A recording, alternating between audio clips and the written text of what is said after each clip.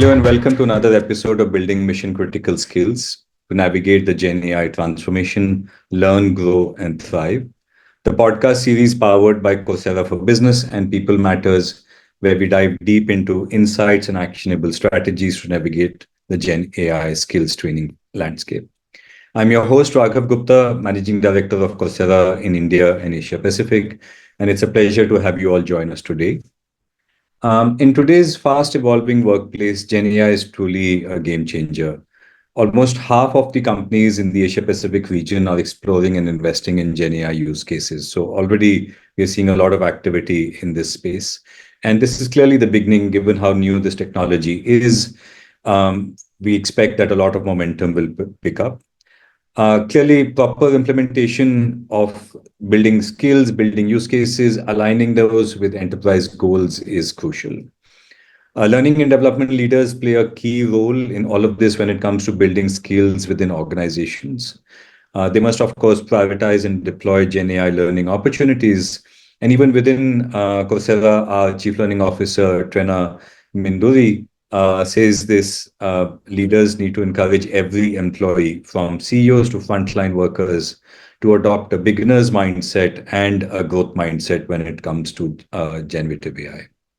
In today's episode, which is called Strive to Thrive, how L&D leaders can propel organizational success through Gen AI skills training. We will discuss how L&D leaders can foster a culture of continuous learning and growth.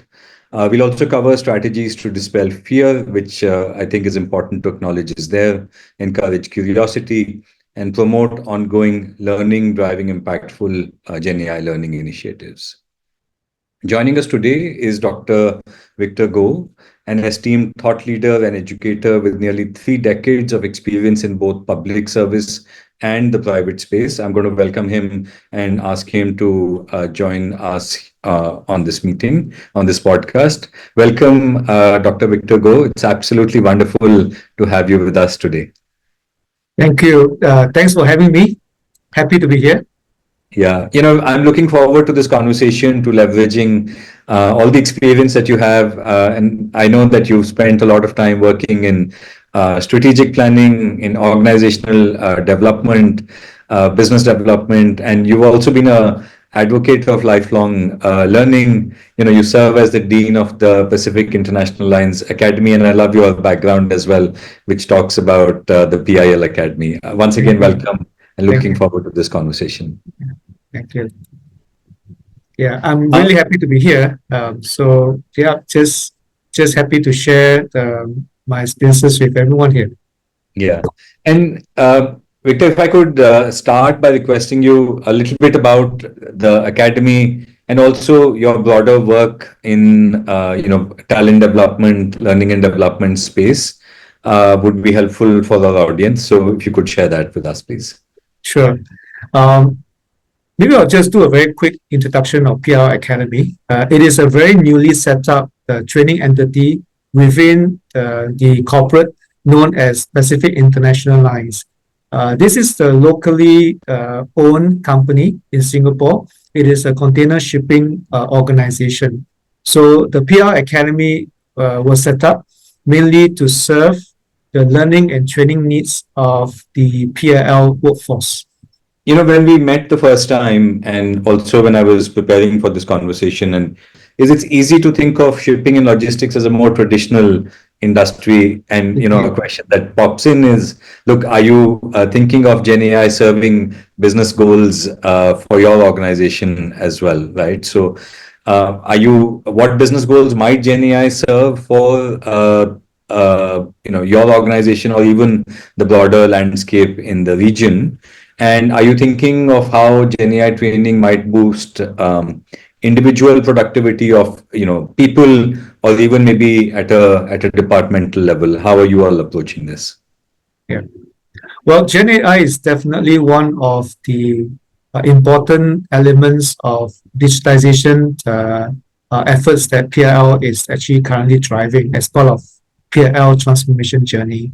So the academy is tasked with equipping the workforce with digitization. And of course, when we talk about digitization, Gen AI is definitely one of the areas that we're looking into. Um, the very obvious business goal of wanting to have Gen AI training is really about this business goal of trying to stay competitive, and at the same time, and of course, to be competitive, we need to lead in market innovation. So what we hope to do is through Gen AI training, we want to foster a culture of innovation by equipping our workforce, our employees with the skills to leverage AI for creative problem solving as well as new product development. And this is definitely one area that is crucial for PLL to stay competitive. I think as far as the performance of individual team members and entire departments is concerned, one area that we are looking into is to see how we can enhance operational efficiency. And by this we mean that we're looking to automating routine tasks, optimizing the workflows of the processes within the PIL. And Gen AI training is important because it can help to improve both individuals as well as departmental efficiency, leading to faster project completion as well as cost saving. And of course, I think when it comes to customer experience, this is also an important area where we see how when our employees are trained to use Gen AI, it can help to personalize customers' interactions as well as create more engaging content. And that in itself will directly impact customer satisfaction as well as loyalty. Right? And all these are our key business goals. And last but not least is also about using Gen AI to sort of achieve and empower our employees' ability to analyze large data sets so that we can better generate insights, and that will help to achieve more informed as well as strategic business decision across departments.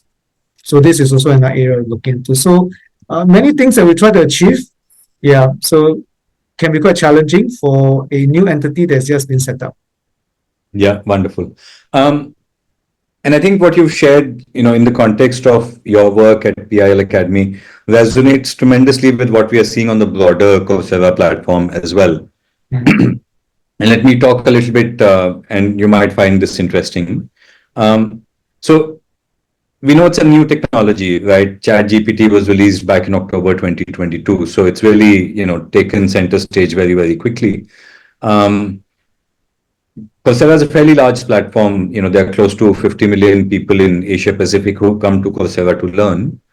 And last year, we were seeing about every minute, or rather every 3 minutes, a person was coming and enrolling into a generative AI course on the Coursera platform. This year, we are seeing every minute, 3 people are enrolling in the generative AI courses on Coursera. So, we're seeing firstly a lot of good momentum in the wider workforce saying, look, this is a skill that I think will be helpful in my career. And then you also spoke about some of the job roles that you're focused on. You spoke about automating tasks, you spoke about augmenting productivity, you spoke a bit about enhancing customer experience, and you spoke about also leveraging it for data analytics as well. And there's a McKinsey study that we reference quite a bit here at Coursera.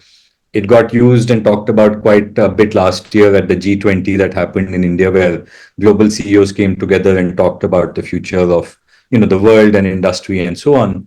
And this McKinsey study says that globally we might see upwards of $4 trillion in both augmentation and automation because of GenAI. And while almost all job roles will see an impact because of GenAI, it calls out 5, 6 job roles that will see a bigger impact. And the biggest job role where automation might come in actually is customer operations. You kind of spoke about enhancing customer experience. And then it talks about where largest augmentation may happen. Those job roles are product development, research and development, sales, marketing, software, IT, data analytics. So, kind of similar to what you shared with us. It also says almost every job will see opportunities to leverage GenAI.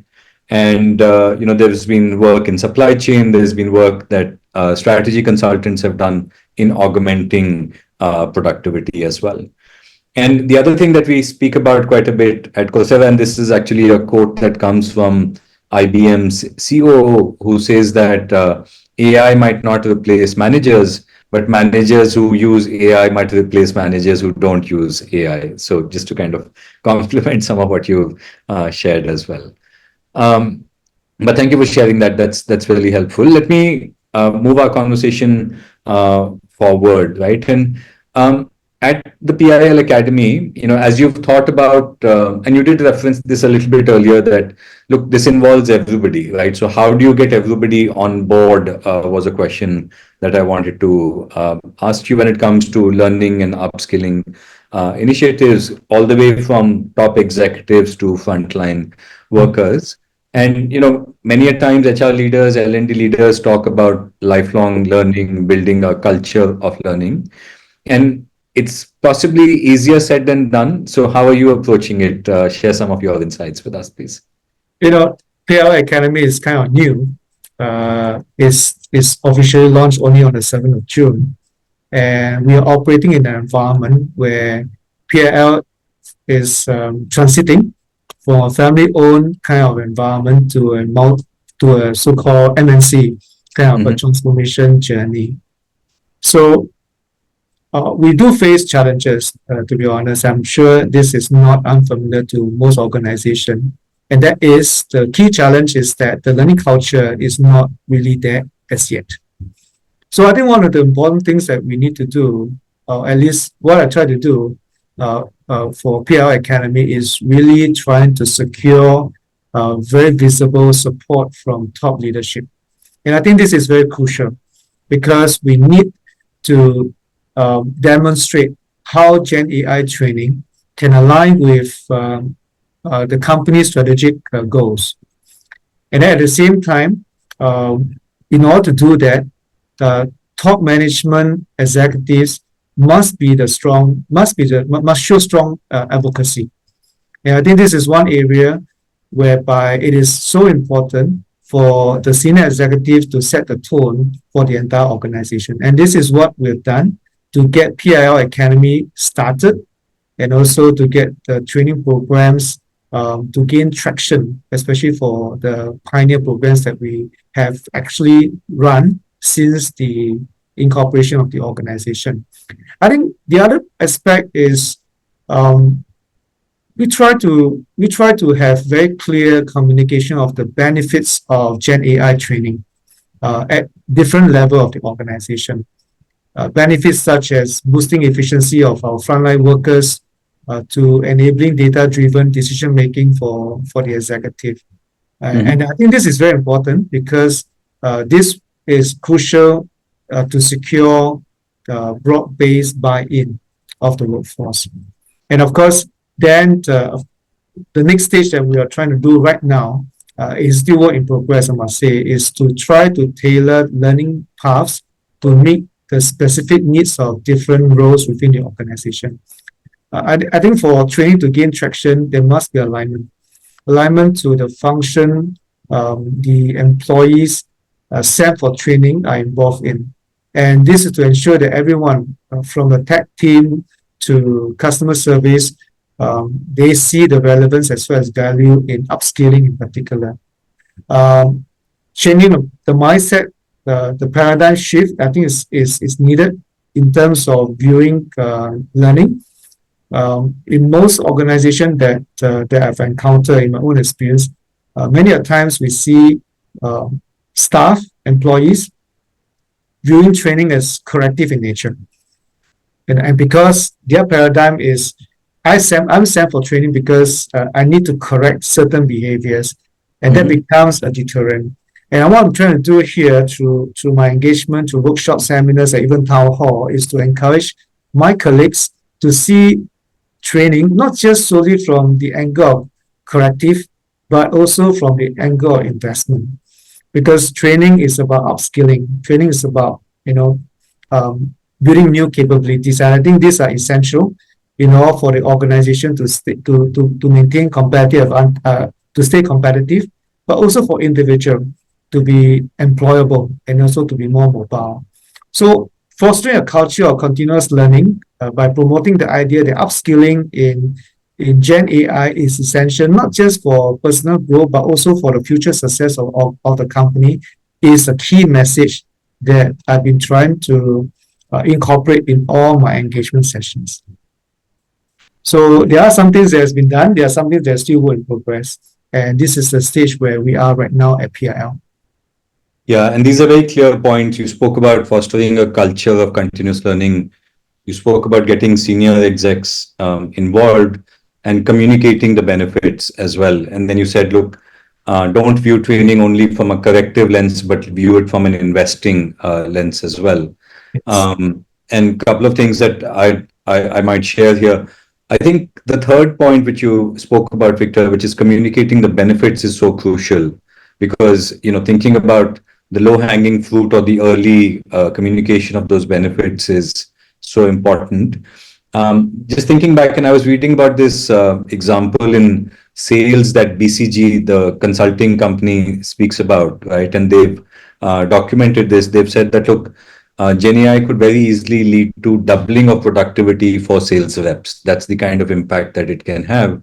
LLMs can assist with many sales-oriented tasks. Things like quickly crafting tailored messages for prospects and customers, updating your internal CRM tools with notes from your latest calls or your meetings can be done with GenAI tools.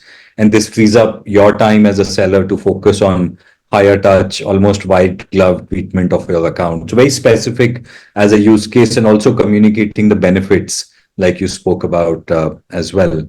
The other study which I'm reminded of is actually from Gartner, and they speak about applications of Gen AI in marketing, which they think is the most mature use case for AI augmentation. But it still remains the early stage in terms of applications within the marketing space. And they go on to say that, look, marketeers can use Gen AI to cut time and increase productivity through multi-channel content marketing and search engine optimization as well. So I think, yeah, just completely, echoing what you shared with us, that communicating the benefits is important. The other thing I would love to add on from my side, and you spoke very rightly about getting senior execs involved as well. One of the things that we've seen on our side at Coursera, almost, and I'm forgetting, maybe 6 or 9 months ago, we launched something that we are calling the Gen AI Academy. And we said the way to kind of approach GenAI skilling in terms of building a culture of continuous learning is first start with GenAI for everyone, right? Just address the basics, right? And get level of familiarity going. So GenAI for everyone is a pillar where we put together courses like GenAI for everyone, or prompt engineering with ChatGPT, which comes from Vanderbilt University on the Coursera platform, and so on. Or even new ways of working in an AI world, which comes from the London Business School, and so on. And then the second bucket that the GenAI Academy has is GenAI for leaders.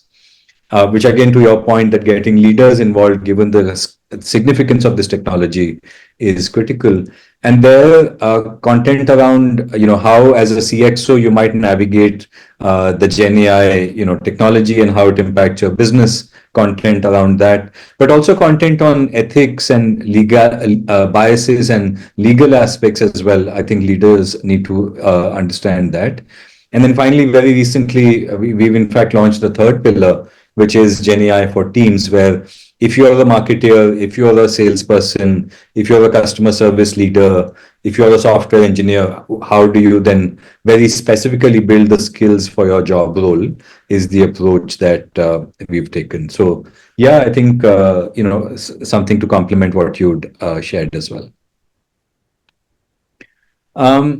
Let me move the conversation forward. And I think both you and I have said this a little bit, but it seems that ensuring GenAI training is well-rounded, right? That it is addressing technical skills, but it is also thinking about leadership and team-specific needs, which I spoke about. And as a part of that, we're also thinking about ethics, biases, legal considerations, and so on.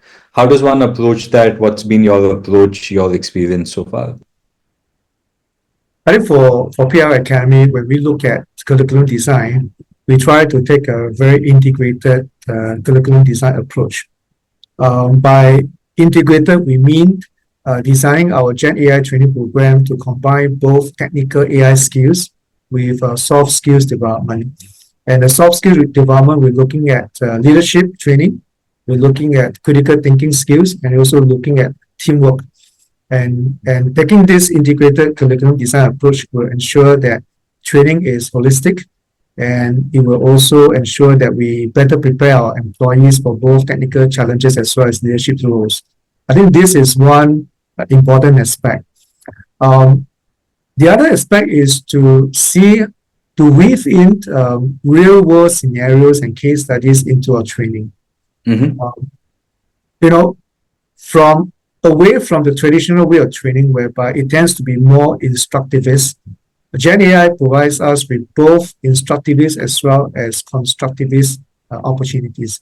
Mean to say that having learned the skills, the technical skills or the soft skills, the concept, Gen AI is able to generate scenarios whereby we can then better understand to what extent have they picked up the competencies from how they apply them in leadership as well as the team context, so that we can make the training more practical as well as more relevant. So this is also an important aspect, and the possibilities that is being afforded to us through the use of Gen AI into the design. The other aspects of you talk about being well-rounded in terms of training is this idea of cross-disciplinary collaboration. Our training that we try to do here in PL Academy is to try to encourage collaboration between both the technical as well as the non-technical teams to come together so that we can break down silos, right? Break down silos and ensure that employees can apply their Gen AI skills within their specific team as well as, and also being relevant to the role. In order to do this, I think it is also important that while we provide training, we also need to provide ongoing access to training or learning resources. Mean to say that there should be, in place certain continuous support in terms of coaching as well as mentorship. I think this is important, and because that will then help our people to deepen their expertise and also to apply their Gen AI skills in a more effective way. So by having that continuous support and mentoring or coaching that I just mentioned, it will also allow us to gather regular feedback on training effectiveness, as well as so that we can adjust the curriculum, right? In order to calibrate so that it continue to meet the training requirements and training needs. So these are just some ideas that right now in PR Academy we are implementing. Yeah, so hopefully that will give a more well-rounded as well as holistic way of affording training to our people. Yeah, you shared a number of wonderful points, and I really like the first one as well, along with all the wonderful points you shared. But look, bringing in leadership, critical thinking, and teamwork as a part of the integrated learning rather is critical, and it can be very easy for one to think that, look, Gen AI should be technical training only in that sense. I wanted to ask you, and you shared about real world scenarios, if there were any examples, and I really like that idea that, look, bring in real world scenarios into the training as well, that you could share in the PIL context. And let me share, in fact, something from our side as well. In our case as well, and Coursera has really embraced GenAI for our own work and the work that we bring to our customers as well. It's been a CEO-led initiative. In our case, our CEO got onto the GenAI, bandwagon, if you will, very early. And we've had an internal project that we've been calling Project Genesis, which has been working on how should Coursera, assimilate the GenAI capabilities into the work that we do. And we built out AI-enabled product features like Course Builder, which can help you create new custom courses, AI Coach, which can help you be assisted while you're taking online learning and so on and so forth.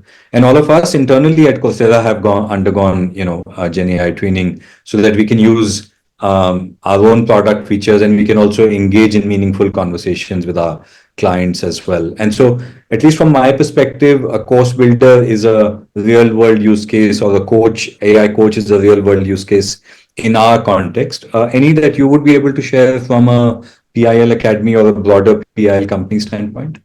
I can briefly share about this, our ongoing work in one of the courseware development projects that we have.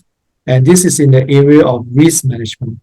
So Mhm. we have a PIL framework when it comes to risk management. So, as you can imagine, risk management, if you were to study risk management in a normal way, it can be a very dry topic. and, and there are so many processes and procedures that you need to observe, not just from the angle of understanding what risk management is all about, but also from the angle of compliance and audit. So Yeah. it can be quite dry.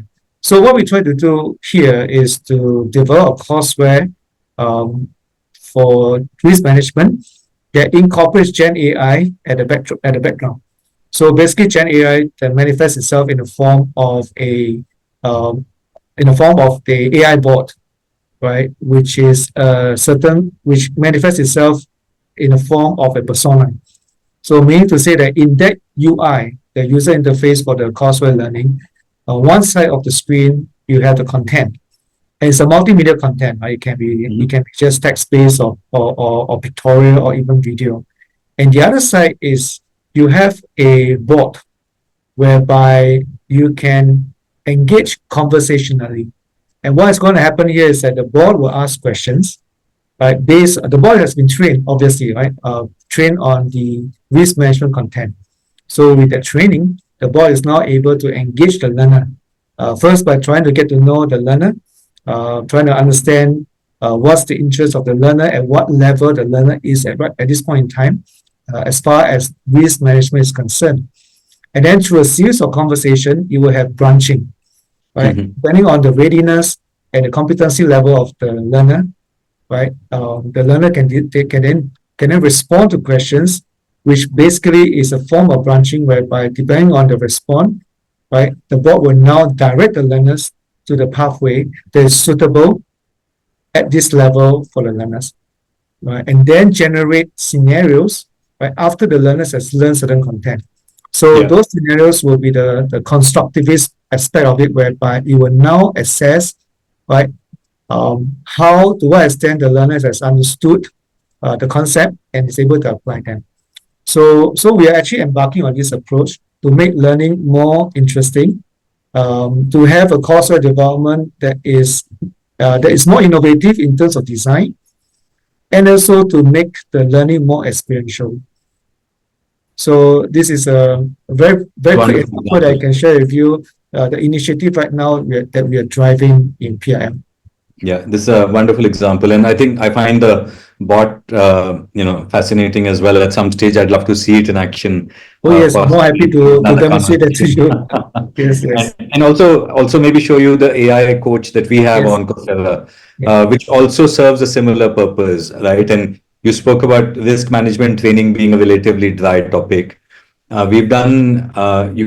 You can get the coach to role play with you in a negotiation training. Like if you're undergoing a negotiation training, it can work with you to help you kind of practice your negotiation and many other scenarios and so on. Mhm. It would be very interesting to see this separately. Uh, Let me come to my next question and possibly start to wind down some of this conversation as well. And as we've seen over the last, especially post-COVID, but even before that, over the last 5 odd years, employee expectations have certainly evolved fairly quickly at the workplace, right? So while people, undergo this training, how does one kind of think about employees receive some recognition for their learning endeavors? How does one make this exciting? And like you said earlier as well, how does one think about always not corrective, but always kind of in the this is an investment kind of approach? Uh, how are you approaching this? Well, I don't think I have all the solutions to this. I know that this is a very interesting and also very challenging aspect.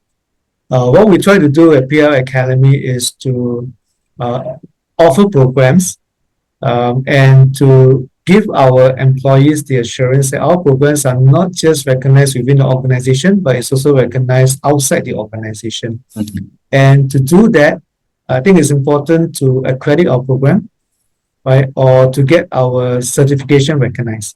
So we do this through two ways. One is through partnership with appropriate agencies or IHL, Institute of Higher Learning, so that we work together with them, right, to cross-recognize our program. I think that's number one. Number two is also to curate content from reputable sources, right? Sources such as Coursera, obviously, and also whereby the courses they offer digital badges or certifications that the employees can display on professional platforms such as LinkedIn, for example, and all this will help them to gain recognition not only within the organization but also externally. So that's one approach that we take. The second approach that we take is to, and this we have to work very closely with top senior management, right, to somehow tie learning achievements to career progressions. Yeah. I think this is one area whereby we want to, I think this is very key to me, right? That our employees should know that when they acquire new skills through Gen AI training, it can potentially lead to recognitions in a form of promotion, for example, or being placed on leadership roles, or even opportunity to work on high impact projects. Now, of course, we need to be careful about this because a lot depends on business needs, resources, and also learning is one aspect of career advancement. But of course, their career advancement is multidimensional, right? But they need to understand that with the multidimension, I mean, career advancement though is multidimensional.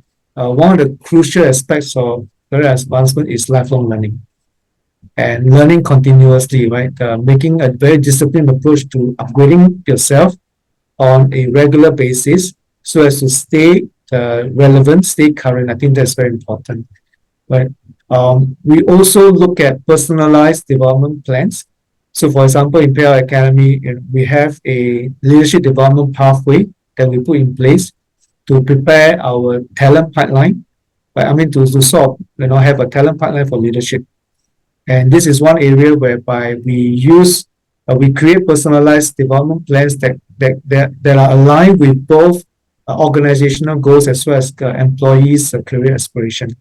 And that requires constant engagement dialogue and also a very disciplined approach to performance appraisal. So I think there's one. And of course, peer recognition is also another area. We encourage peer-to-peer recognition for learning achievement so that we can foster a more supportive learning environment. Now, how this takes place is that colleagues can nominate each other for awards or even simply just to acknowledge each other's progress in learning forums or even in meetings. So those are just some ways, right? Of course, incentive programs are definitely important, right? But I try not to place too much emphasis on incentivizing training, so that training do not take place from a more transactional point of view. I think training should be uh, both a commitment to uplifting yourself, upskilling yourself individually, but also at the same time seeing the needs for training in order for the organization to stay sustainable. So these are just some thoughts I have. Yeah, these are wonderful points. Thank you for sharing. The other, and I think what you spoke about was really nicely structured. The one additional thing which came to my mind as you were sharing, and you spoke about learning resulting in career progression as well. And one of our clients in India did this. They said, look, we have a internal mobility goal as a part of all new job roles that open. We want X percentage to come from internal hiring. And then they used learning on Coursera to help get the skills in place in employees who wanted to apply for those job roles. And then as a result of that, right, the productivity loss, the spend on hiring externally that was saved, they quantified that as well. And this was a fairly large program, and they told us that they saved almost $20 million as a result of more internal hiring as opposed to external hiring, and savings in productivity and so on and so forth. Which just reminds me of your earlier point that communicating the benefits is such a key role for L&D leaders to be able to do with senior management as well. Yeah, I'm conscious we're coming up on time. Victor, this has been a wonderful conversation. You've started out with the PIL Academy recently, but it seems there's a lot of work that has gone into structuring it, and your thought process has been amazing for me to learn from. Thank you so much for sharing your thoughts. I'm sure our viewers have enjoyed this conversation as well. Thank you for having me here. Wonderful. Thank you. And I'll just say this to our viewers. Please do keep in mind, GenAI is a super critical technology for us to be thinking about. The future of learning is, of course, in your hands to shape. And hopefully, this podcast is helping bring some ideas and insights and experiences for you to use as you think about your own work as well. Thank you for joining us today.